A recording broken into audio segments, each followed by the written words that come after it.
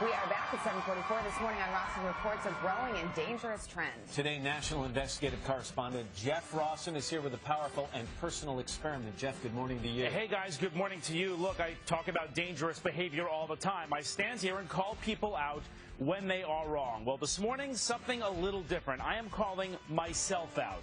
Just a couple of weeks ago, I was doing a story about a different, unrelated topic involving my kids. I showed this picture. We're going to call it up right here of my kids right here on the Today Show. There is that photo. My kids love trains, so I often took them down to the train tracks to take photos. Well, just minutes after the story aired, I was bombarded by emails, tweets, and Facebook messages telling me how dangerous it is. How could I? People die this way. To be honest, I never thought about it, always thought that I'd see a train coming. I mean, it is a train after all, but still I looked into it and boy was I wrong. This morning, a game changer for you and for me. You're watching an emergency in progress. They're recording on the tracks and suddenly notice a train. They run for safety, but it's too late. This woman is killed. Just weeks ago, 16-year-old John DeReggie was hit and killed, taking these photos with his girlfriend for a school project. It was too late before they realized the train was coming. But this may be the most haunting photo of all. Two sisters and their best friend taking selfies on the tracks. What they can't see or hear is that train in the background speeding toward them. Just 3 seconds later, all the girls were hit and killed. This is absolutely a preventable phenomenon and loss. My girls did not have to lose their life. It's one of the latest trends in photography.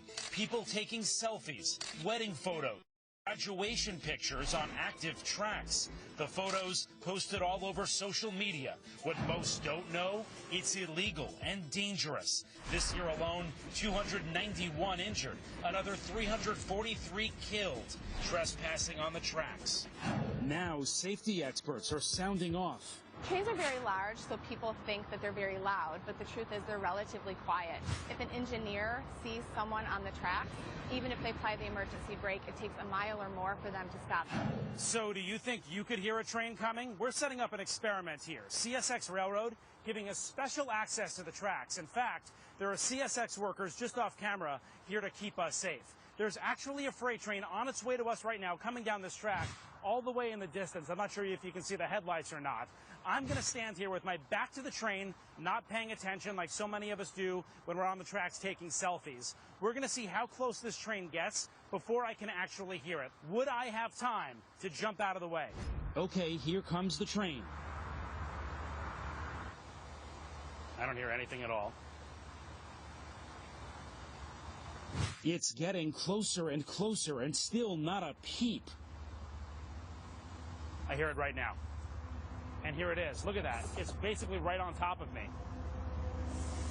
They are pretty quiet for as big as they are. That is an amazing example, proof that you just don't have time to jump out of the way. Watch again from a different angle. This camera is just inches from the track. You can't hear a thing. Keep listening. Only when it's right on top of our camera do you hear it.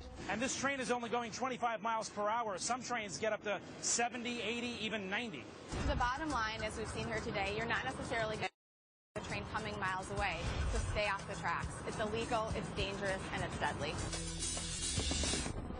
I was shocked when I was standing there and doing it. It's an important lesson for us all. Train engineers say they see this all the time. They don't know what to do because they can't stop in time. Officials say, put it this way, you wouldn't stand in the middle of the highway and take a photo. Don't do it on the train tracks. No room for error. No. I'm really surprised that that's interesting, Jeff. I was surprised. I mean, it's a train after all, but all the energy and all the noise is in the back of the train, not the front. Makes sense. All right, Jeff, thank you very much. Coming up, the fun time.